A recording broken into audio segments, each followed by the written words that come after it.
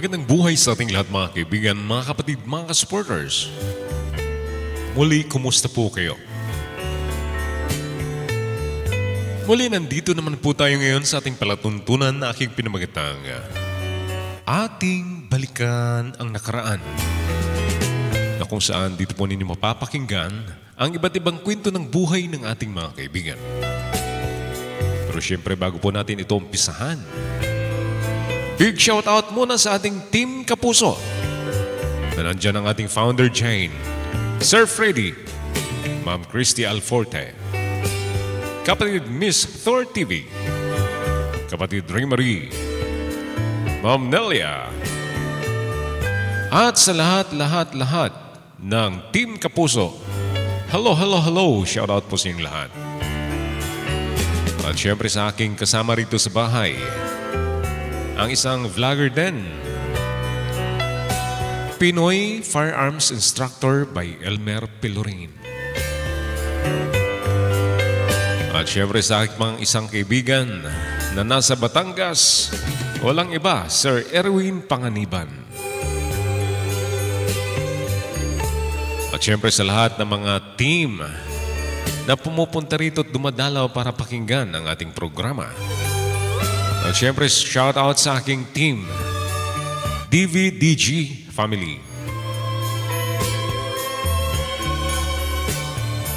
At ngayon, atin pong pakinggan ang sulat galing sa ating kaibigan. Ito, atin ang umpisahan.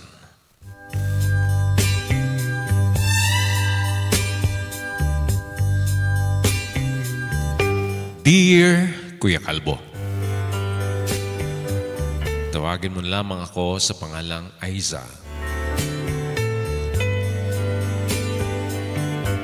Maraming salamat po, Kuya, sa pagbasa nitong aking sulat. Sana may mapulutan ng aral ang inyong tagapakinig. Tatlo po kaming magkakapatid at ako ang panganay, Kuya. At second year college lang po ang aking natapos. Dahil hindi na ako nakapagpatuloy sa pag-aaral dahil ang aking mga kapatid naman ang kailangan paaralin ng aking mga magulang.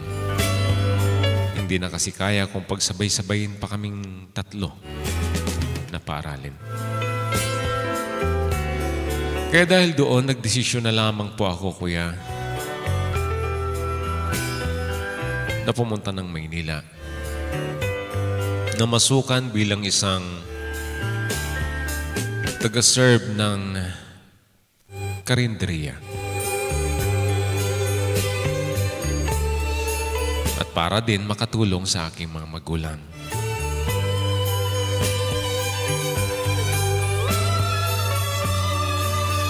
Doon nag-umpisa, Kuya, ang aking buhay. Narbaho na ako. At doon na rin ako nakapagbigay ng tulong sa aking mga magulang para sa aking mga kapatid.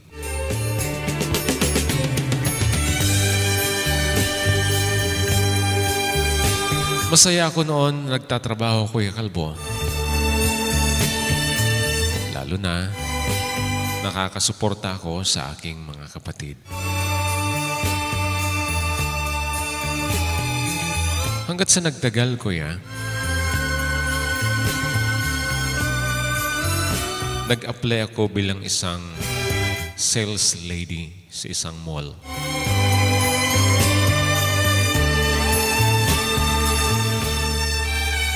At natanggap naman ako, Kuya.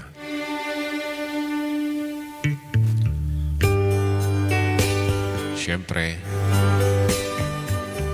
bagong trabaho, bagong pakikisalamuha sa mga kasama. At dahil ako'y palakaibigan naman, hindi ako nahirapan. Kaya lalo akong nag-enjoy sa aking trabaho, Kuya.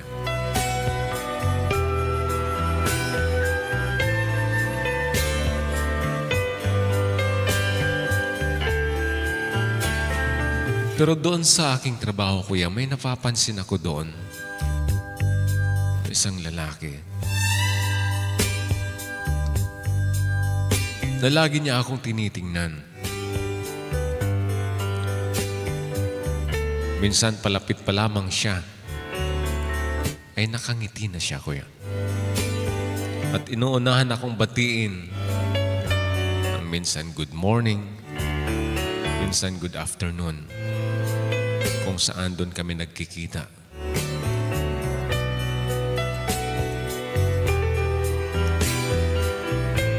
At ako naman, nakangiti naman din ako sa kanya, kuya. Bilang isang respeto. Bilang isang customer.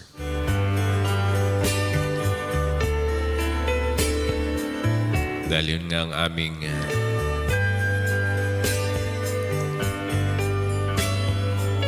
aming naanohan doon sa aming department. Sa seminar na kailangan laging bumati, laging nakangiti sa mga customers. Kaya yun ang aking ginawa, kuya.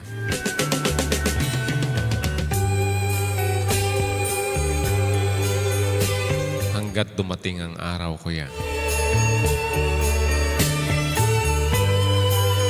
na lumapit na ang isang lalaki at nakipag-usap sa akin.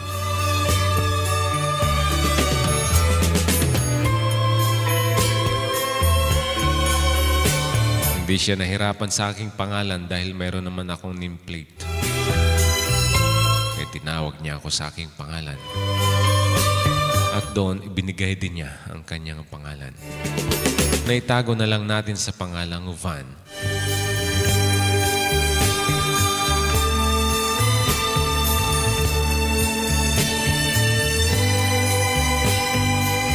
At doon tinanong ko siya kung doon din siya nagtatrabaho sa mall na iyon na aking pinagtatrabahuhan. Hindi daw po, kuya. At doon ko rin nalaman nung tinanong ko kung ano ang kanyang trabaho. At sabi niya, isang medical representative. In short, midrep.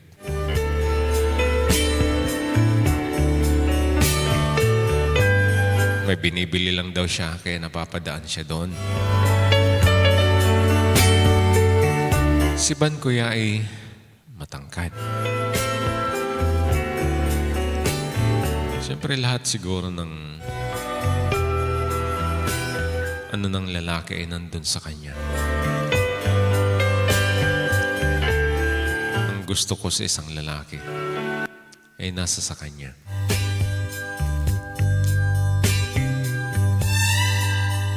Pero hindi ako nagpalata, kuya, tuwing kami nagkikita at nag-uusap, nagkukumustahan, na may pagtingin ako sa kanya. At ang bango niya, kuya, napakabango niya.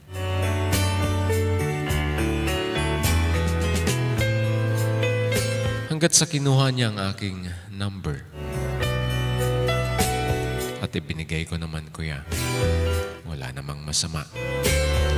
Dahil wala naman akong boyfriend.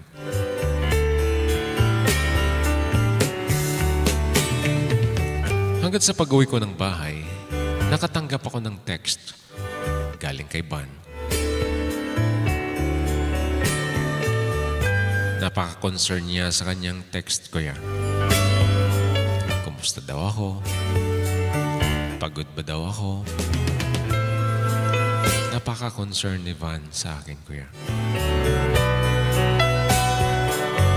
Sabi ko naman, normal lang naman sa isang sales lady.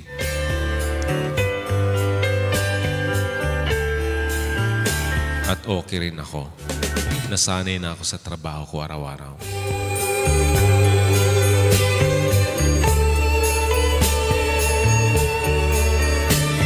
Hanggat sa tinanong ko siya,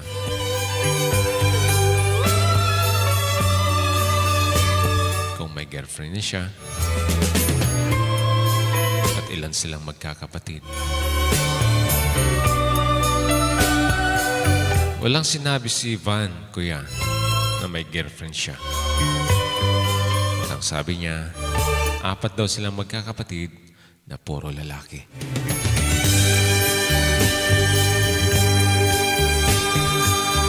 Hanggat hindi ko inaasahan, kuya, na manligaw si Van sa akin.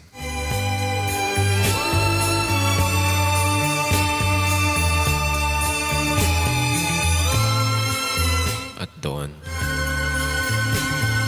gusto ko lang malaman ang katotohanan. Kasi ayaw na ayaw ko, kuya, na baka may girlfriend siya. Ayaw ko ng ganun. Kaya sinabi ko sa kanya yun. At sinabi naman niya na wala siyang girlfriend.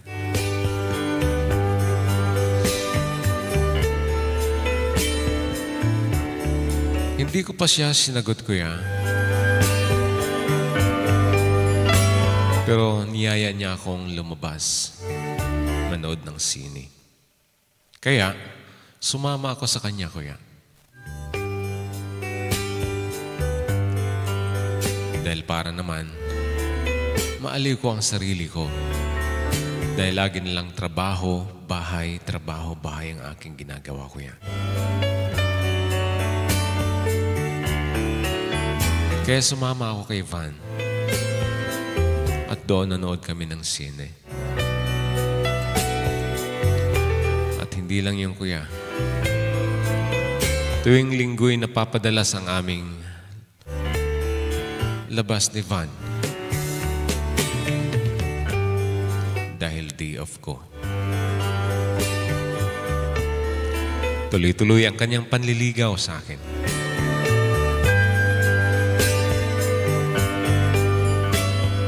Hanggat sa dumating ang buwan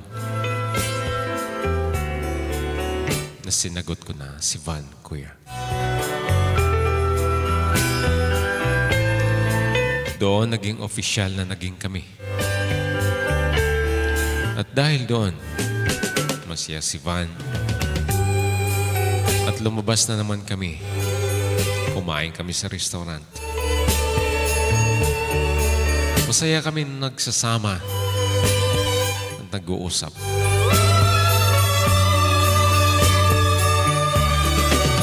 At dahil first love ko si Van, kuya, gusto ko lagi siyang makita. Gusto ko lagi siyang marinig.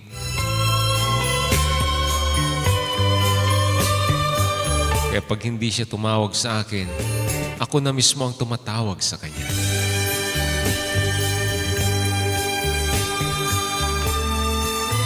Hanggat sa dumating ang aming mansari, kuya. Nanood kami ng sine. Hanggat sa niyaya ko ni Van na pumasok kami sa motel, kuya.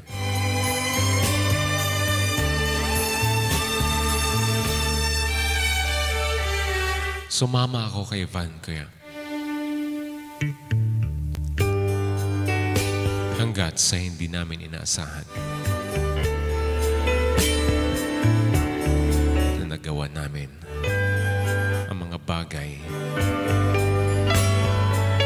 na mag-asawa lamang ang gumagawa, kuya.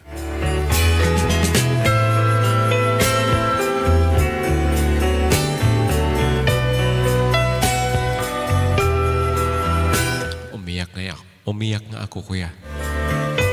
Dahil natakot ako baka mabuntis ako. Pero sabi ni Van, minsan lang daw nangyayari yan sa unang tagpo. Kaya wag daw akong mag-alala.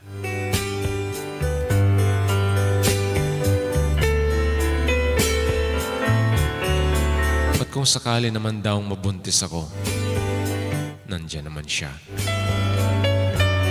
Handa niyang panindigan kung kung sakaling mabuntis ako.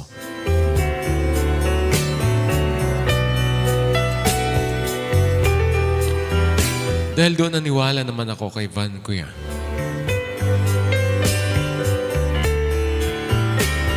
Naniwala ako dahil ganun ko siya kamahal.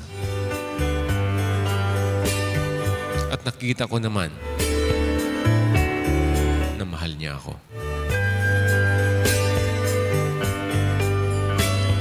Hanggat sa dumating ang isang buwan,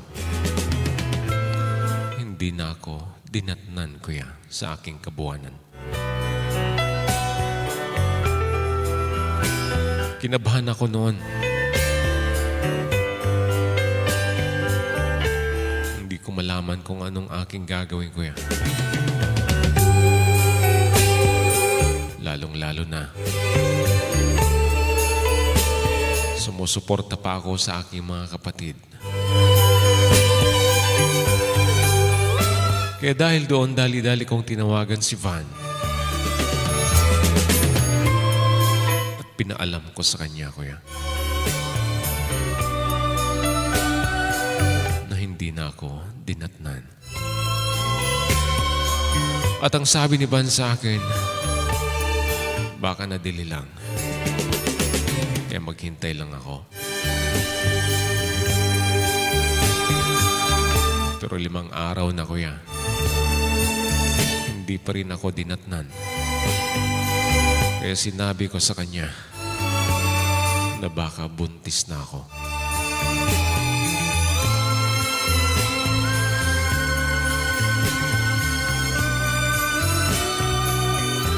Kaya sabi ni Van, paninindigan daw niya. Pero ang masaklap, kuya, malilipat daw siya ng Region 11. Doon daw siya ipapadala ng kanyang company. Pero sabi niya sa akin, huwag daw akong mag-alala. Dahil ipapaalam niya sa kanyang mga magulang at para makasal kami. At dahil doon, kuya, naniwala ako kay Van sa kanyang mga sinabi sa akin. At doon na nga,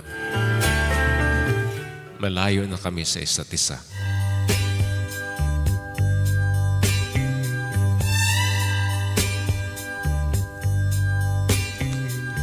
Pero lagi ang text ko at tawag ko sa kanya, araw-araw, kuya. Yun lang ang magagawa kong komunikasyon naming dalawa.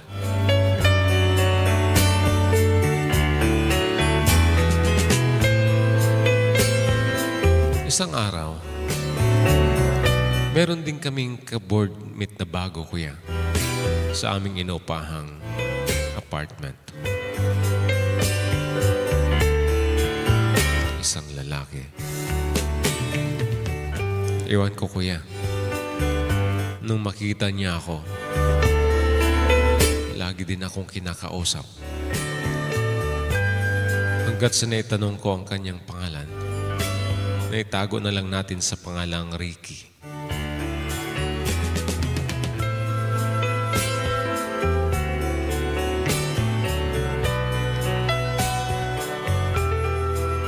Isa siyang kuya, vendor.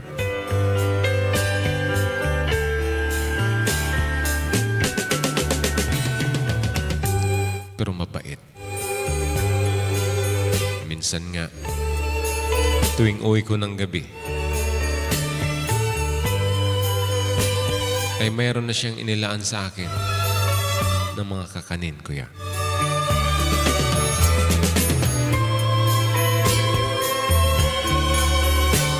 At minsan tinanong ako ni Ricky kung may boyfriend na ako. Hindi na ako nagdalawang isip, kuya. Sinabi ko sa kanya na hindi lang boyfriend wala ako, kung hindi buntis din ako ng 1 buwan.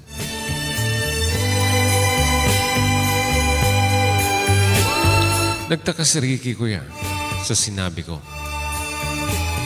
At doon biniro niya ako na parang hindi naman daw ako buntis.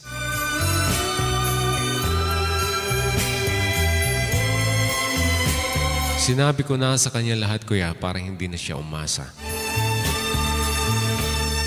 Dahil ayaw ko na rin magpaligaw. Dahil nga,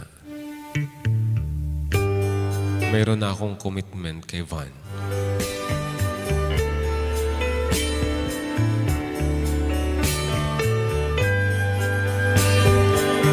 Isang araw, tinawagan ko si Van, kuya. Hindi na makontak ang kanyang cellphone. Kaya, nagtaka ako noon. Kahit mga text ko ay hindi na siya nagre-reply.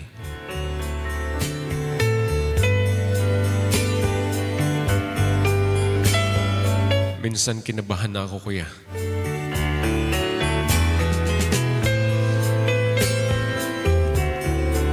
Kinabukasan, tinawagan ko siya ulit. At yun na, nakausap ko na siya. At sabi ko, alalang-alala ako. Dahil nung isang araw ay hindi ko na siya nakontak. At tinanong ko bakit hindi siya nakapag-reply sa kanyang message sa akin. Sa dami kong text sa kanya, wala man lang siyang na-reply sa akin. Sabi niya na busy lang daw siya, kuya. Naniwala naman ako.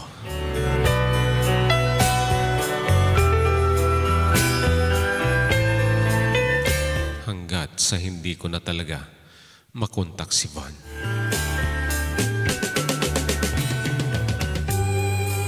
Lumipas na ang isang linggo. Hindi ko na siya makontak.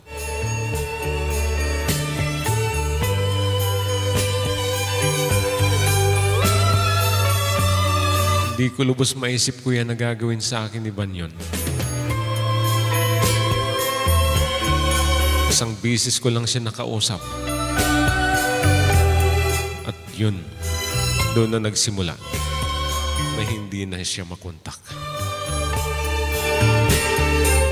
Umiyak ako, kuya.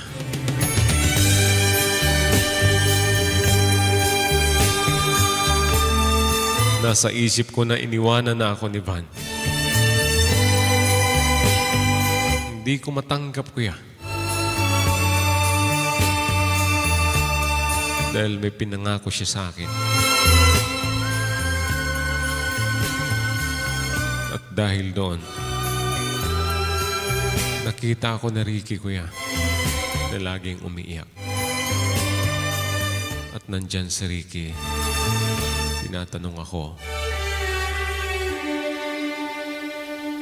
At wag na wag daw akong maproblema lagi dahil sa bata.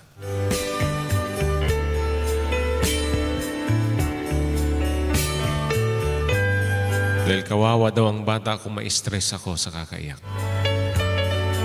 Concern si Ricky sa akin, kuya.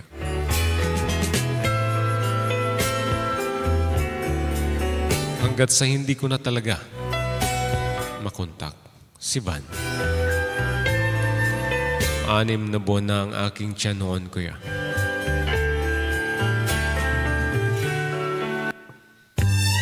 At tinanong ako ni Ricky kung ano na daw ang nangyari sa amin ni Van. Sinabi ko sa kanya na wala na. Iniwanan na ako mag-isa ni Van.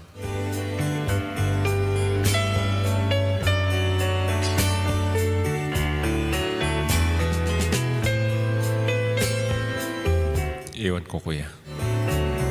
Nabigla din ako sa ginawa ni Ricky. Nagpahayag din ng pag-ibig si Ricky sa akin, kuya. At sinabi niya pa, handa daw niyang tanggapin ang aking pinagbubuntis. kung sasagutin ko siya. Naguluhan ako, kuya. Dahil ayaw kong ipaangkin sa kanya ang hindi kanya.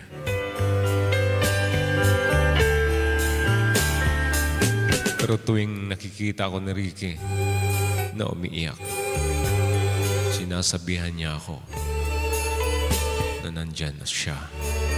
Handa niyang tanggapin ang lahat-lahat. Kakalimutan niya ang mga nangyari sa aking buhay.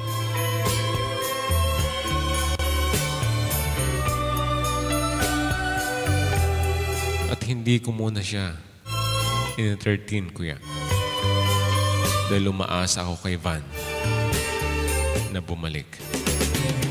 Dahil baka ako busy lang siya sa trabaho.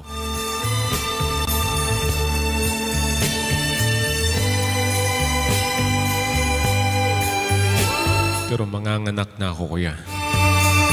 Walang tawag, walang text si Van sa akin. Hanggat sa tumakbo na ako sa ospital. At ang nag-alalay sa akin, kuya, si Ricky.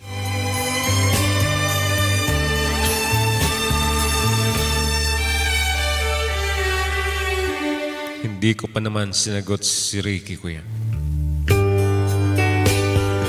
Sinabi niya sa akin na kung ipapanganak ko na ang bata, kung papayag ako, siya na ang titindig na tatay ng bata. At kung papayag daw ako, apelyido na niya ang dadalhin.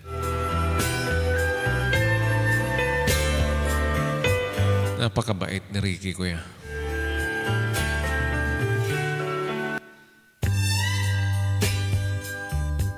Kaya raw niyang angkinin ang lahat. Sa madaling salita, kuya, nailabas yung bata. At dahil doon,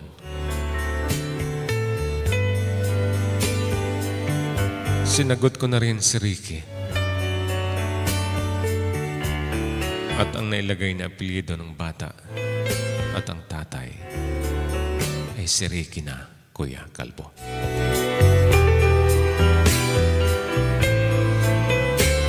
At pag-uwi namin ng bahay, magkasama na kami ni Ricky, kuya.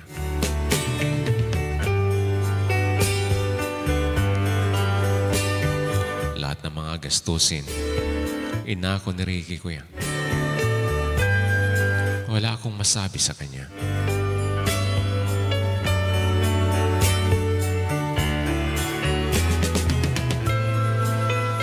Hanggat, kuya, niyaya niya akong magpa-civil na magpakasal. At hindi na ako nagdalawang isip, kuya. Pumayag na ako sa alok ni Ricky sa akin.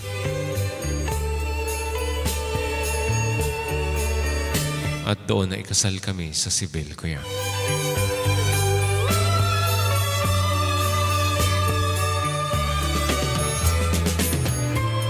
Kaya malaki ang pasasalamat ko kay Ricky, kuya, nang dumating siya sa buhay ko. Hanggang ngayon, 5 taon na ang aming panganay. Masaya kaming nagsasama ni Ricky, kuya. Sana hindi dumating ang panahon na magkita kami ni Van at angkinin niya ang bata.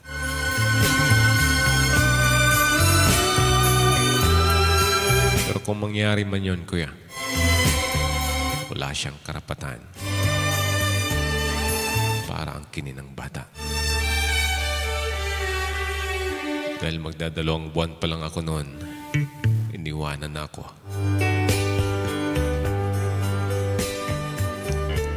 Winala na ng saysay ang aming relasyon.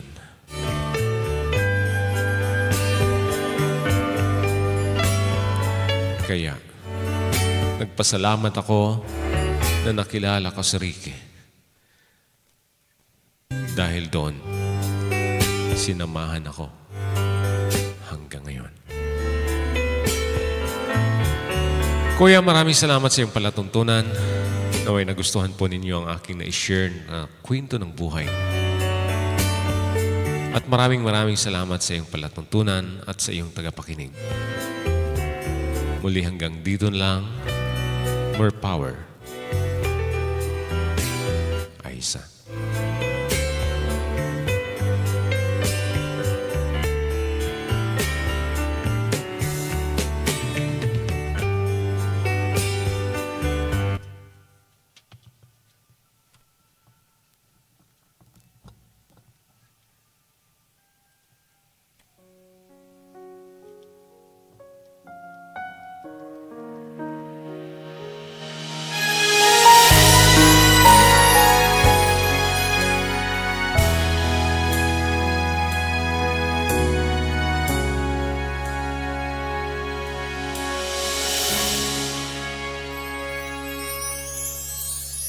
Ma'am Aiza, maraming salamat po sa iyong napakagandang kwento.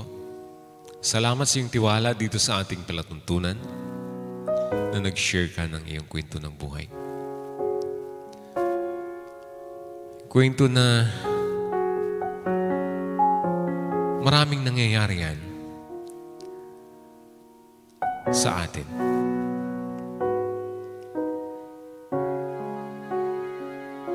Na nagbuntis, iniwanan, pero may dumating na isang lalaki na handang tanggapin kung ano man ang iyong nakaraan. At yun ang totoong pag-ibig.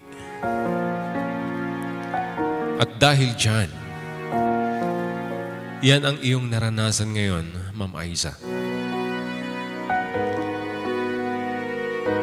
Nagkaroon man kayo ng relasyon ni Sir Van, pero iniwanan ka. Yun ang lalaking walang panindigan sa buhay. Ang gusto lang niya ay makapanakit sa tulad mo.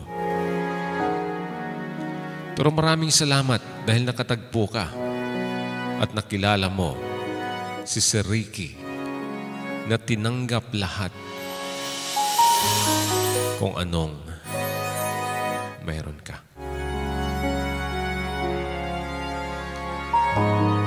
Yun ang totoong pag-ibig.